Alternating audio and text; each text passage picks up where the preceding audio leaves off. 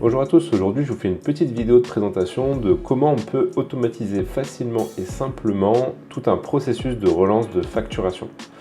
Alors pour ce faire, je vais utiliser des outils comme Airtable, mais vous pouvez aussi utiliser Notion ou tout autre logiciel comme Spreadsheet, peu importe. Et pour les outils d'automatisation, je vais utiliser N8N, mais vous pouvez aussi utiliser Make et Zapier. L'idée c'est de voir comment on met en place un process de A à Z sur une relance automatisée de factures impayées. Alors pour cela, vous avez à mon écran ici mon Airtable que j'ai rempli soigneusement avec donc une liste de clients, comme vous pouvez le voir ici, qui sont des entreprises. Et pour chaque client, j'ai une adresse mail. Pour les besoins de la vidéo, bien sûr, j'ai mis mon adresse email, mais vous comprenez l'idée. Ensuite, j'ai une table facture. Une table facture dans laquelle je vais avoir la liste de toutes mes factures qui concernent chacun de mes clients. Et ici, c'est une petite particularité de Airtable, je remonte des informations de mes clients, notamment le nom du client et l'email, vous verrez après pourquoi. Ensuite, j'ai un statut qui est calculé automatiquement en fonction des dates. C'est-à-dire que là, j'ai une date d'émission de la facture, j'ai une date d'échéance de paiement de la facture, j'ai une date pour savoir si ça a été payé, quand ça a été payé, et ainsi que le montant de la facture. L'idée derrière tout ça, c'est de se dire, ok, maintenant toutes les factures qui sont en retard, il faut que je relance ces clients de manière automatisée pour pas que j'ai moi à le faire. Pour cela, j'utilisais N8N, que voici. N8N, vous pouvez créer un compte directement en ligne ou avoir votre propre instance. Une fois que vous allez arriver sur une page blanche sur laquelle vous devez créer votre premier, ce qu'on appelle workflow. Un workflow, ça se représente de cette manière-là, c'est un canevas dans lequel vous allez pouvoir placer ce qu'on appelle des nœuds. Donc chaque nœud représente un petit bloc comme vous pouvez le voir au centre ici. Et ensuite, chaque nœud va avoir une fonction bien spécifique. Le premier nœud qu'il va falloir ajouter, c'est un nœud de trigger. Ce qu'on appelle trigger, c'est qu'est-ce qui va faire actionner l'action qui derrière va permettre de réaliser la relance automatique de la facture. Pour cela, j'utilise donc, dans le cas présent, vous avez plusieurs types de triggers différents. Donc le trigger manuel, en fonction d'un événement sur une application, en fonction d'un schedule, c'est ce qu'on va utiliser aujourd'hui, donc en fonction d'un jour, d'un mois, etc. En fonction d'un appel extérieur, d'un formulaire, etc. Bref, vous avez plusieurs triggers différents. Nous, ce qui nous intéresse aujourd'hui, c'est le trigger unschedule. Pourquoi? Parce qu'en fait, l'idée, c'est que je vais relancer tous les jours, je vais exécuter ce workflow pour que tous les jours, j'ai des mails qui partent de relance en fonction de savoir si la facture est payée en retard ou pas. Donc pour cela, je vais décider que tous les jours, donc chaque jour, donc là, je peux décider si c'est une fois par jour, une fois tous les 2 jours, etc. Donc moi, je vais laisser sur un jour. Et je vais dire que tous les jours, à 10 h du matin, donc pile, à 10 h du matin, je vais lancer cette automatisation. Cette automatisation va donc être lancée automatiquement tous les jours à 10 h du matin. Et qu'est-ce que je vais venir faire? Je vais venir récupérer la liste des factures qui n'ont pas été payées. Donc pour cela, je vais utiliser une intégration de l'application Airtable. Mais si vous utilisez Notion, vous avez à peu près le même mode de fonctionnement. Et ensuite, je vais venir rechercher des enregistrements dans ma table Airtable qui correspondent à certaines informations précises. Donc bien sûr, je vais passer toutes les étapes de configuration, mais c'est assez bien guidé sur N8N de savoir comment configurer votre identifiant. Et donc je vais récupérer dans ma base Logistock sur la table facture. Et donc là, je vais venir faire ma requête qui va me permettre de récupérer la liste des factures qui sont en retard de paiement. Pour ça, je vais m'appuyer sur le champ statut. Donc ici, je vais récupérer mon champ statut. Donc les noms sont importants, bien évidemment. Donc là, c'est la petite syntaxe particulière de Airtable, mais en fonction de ce que vous utilisez comme outil, bien évidemment, vous pouvez avoir des informations différentes à rentrer. Donc là, je vais récupérer tout ce qui est statut en retard. Et là, j'ai ma liste de mes factures qui sont en retard de paiement. Donc ça, c'est super. Ensuite, donc là, je peux renommer aussi les nœuds pour donner plus de visibilité. Voilà. Ensuite, une fois que j'ai fait ça, la première des choses que je vais faire, c'est de calculer finalement par rapport à la date d'échéance. Donc ici, la date d'échéance qui est là. je vais calculer le nombre de jours qui séparent la date d'échéance de la date d'aujourd'hui, de maintenant, au moment de l'exécution de ce workflow. Pour ce faire, je vais utiliser le nœud qu'on appelle set. Donc c'est un nœud set. Et ce nœud set va me permettre de créer une nouvelle valeur dans mon tableau ici que je vois ici. Donc pour ça, je vais ajouter un nouveau champ. Et ensuite, je vais sélectionner de type number. Et ensuite, là, c'est la petite utilité de la chose, c'est que ici, il va falloir que je rentre le calcul entre la date d'échéance de ma facture, de chacune de ces lignes, en fonction de la date du jour. Alors pour vous aider, ce que je vous conseille de faire, c'est d'utiliser ChatGPT pour vous aider à construire cette valeur-là. Pour ce faire, vous pouvez commencer par mettre la date qui vous intéresse. Donc là, quand vous voyez, ça se transforme et N8N remplit automatiquement les champs.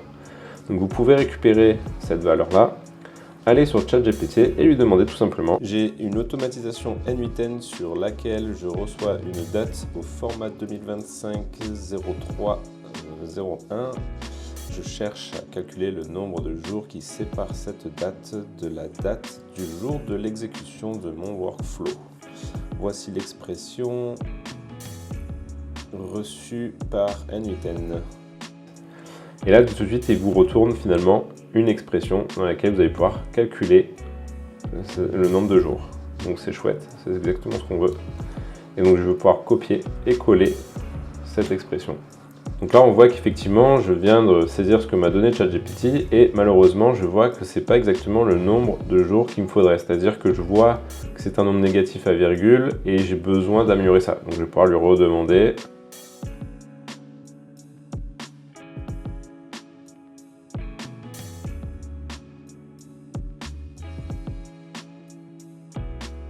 Et donc là, il me donne exactement la correction dont j'ai besoin. Je vais pouvoir la remplacer et là j'obtiens bien le nombre que je veux. Bien évidemment, pour ceux qui sont un peu plus techniques, vous savez que vous pouvez faire beaucoup mieux que ça, mais pour le besoin d'exercice et pour montrer que c'est accessible à tous, on va laisser comme ça. Donc là, une fois que j'ai récupéré le nombre de jours de retard de paiement, je vais dire aussi que je veux récupérer la liste des autres champs de manière à ce qu'une fois que j'exécute ce nœud, je puisse voir que j'ai l'intégralité de mes informations et surtout le nombre de jours de retard. Donc je vois ici le nombre de jours de retard de paiement pour chacune de ces factures. Aussi, en fonction de votre logiciel, vous pouvez directement le faire sur le logiciel concerné. C'est-à-dire que moi, en utilisant Airtable, j'aurais pu très bien calculer aussi le nombre de jours de retard directement sur Airtable, le récupérer au niveau de mon nœud Airtable et d'éviter d'avoir à utiliser ce set nœud avec cette expression JavaScript. Plusieurs méthodes sont possibles pour récupérer ce nombre de jours. Donc là, je vais pouvoir renommer ce nœud. Une fois que j'ai fait ça, j'ai donc la liste de mes 4 items et je vais pouvoir continuer. Et notamment, la prochaine étape que je vais mettre, c'est un switch. Donc un switch, c'est un nœud particulier de N8N qui va me permettre, en fonction de différents cas, de prendre une branche ou une autre. Donc là, ce qui m'intéresse, c'est de regarder le nombre de jours de retard. Donc là, je prends le nombre de jours de retard, je le glisse ici et je vais la comparer. C'est-à-dire que ici, je vais venir sélectionner que c'est un number et je cherche à ce que ce soit égal à. Et là, en fait, c'est votre scénario de relance. Pour le besoin d'exercice, je vais utiliser 8, donc c'est-à-dire que tous les jours, ça va exécuter et toutes les factures qui ont 8 jours de retard exactement, je vais envoyer une relance. Donc, un retard. Je vais renommer la sortie, vous verrez après, retard de 8 jours. Et ainsi de suite, c'est-à-dire que je vais pouvoir prendre une autre valeur. Donc ici, je reprends mon nombre de jours de retard et je vais pouvoir dire mon nombre doit être égal à, et là, je vais dire par exemple 26 jours. Donc comme ça, je vais avoir une relance dès qu'il y a 8 jours de retard, 26 jours de retard. Donc là, je peux renommer l'output pour me retrouver et ainsi de suite. Donc vous avez compris l'exercice.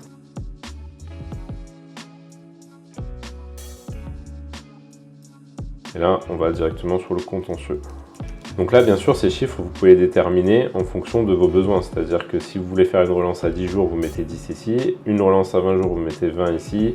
Et si vous envoyez contentieux au bout de 30 jours, vous mettez 30 ici. Ça, après, c'est libre à vous de déterminer le meilleur moment pour envoyer les relances.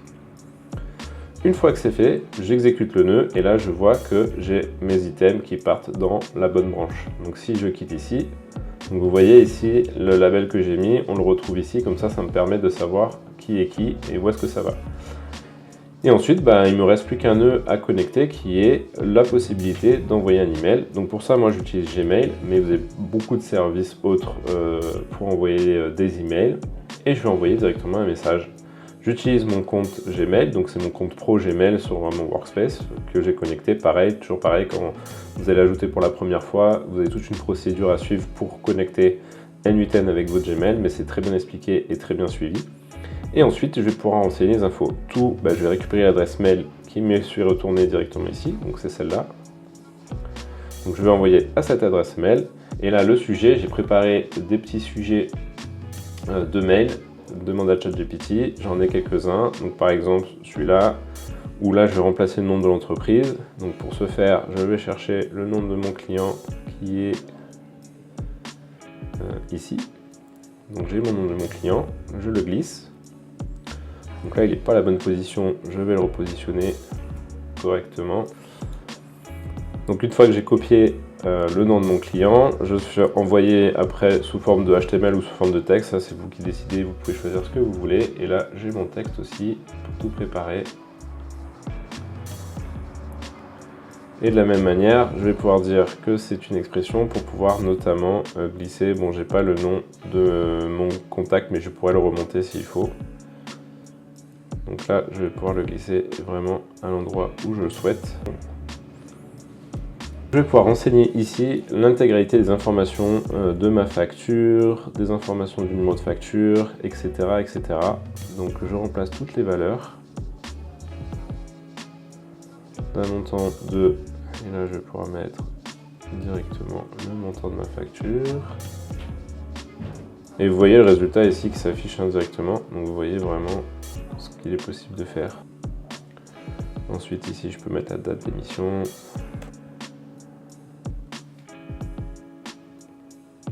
Et la date d'échéance.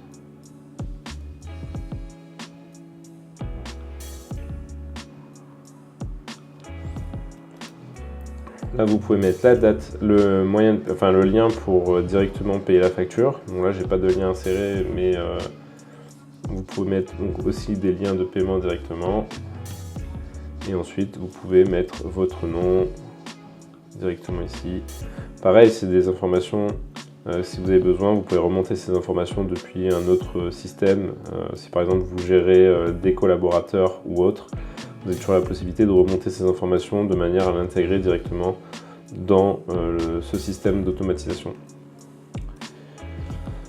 Donc voilà, j'ai personnalisé mon mail et une fois que c'est le cas, je peux l'envoyer. Et donc quand je teste, voilà, c'est bon, ça a été envoyé et du coup, mon automatisation fonctionne. Je peux faire pareil pour J+26. Donc là, je sélectionne toujours pareil le même nœud Gmail, Send a Message, qui va me permettre d'envoyer directement un message. Et là, je peux répliquer finalement le même schéma en mettant le sujet, etc. Si vous voulez aller plus vite, vous pouvez aussi très bien copier, donc CTRL-C pour ce nœud, le coller une nouvelle fois, ça vous le duplique. Et du coup, vous pouvez connecter les points et ensuite venir modifier le message sans que vous ayez besoin à chaque fois de insérer toutes les informations. Donc ça, c'est la petite astuce pour aller beaucoup plus vite dans la création de votre automatisation. Et pareil pour le contentieux. Donc l'idée, c'est que vous personnalisez et voilà. Votre automatisation est terminée. Une fois que votre automatisation est donc activée, elle va s'activer tous les jours à 10 h et ensuite va vous permettre de récupérer la liste des factures en retard de paiement, de calculer le nombre de jours qui séparent la date d'exécution de la date d'échéance et en fonction des cas, à chaque fois, voir quel type de relance on envoie par email. Je viens d'automatiser intégralement la relance de factures impayées de mon entreprise. J'espère que cette vidéo vous a plu et n'hésitez pas à vous abonner pour retrouver d'autres astuces de ce style en 10 minutes. Merci à tous et à très vite.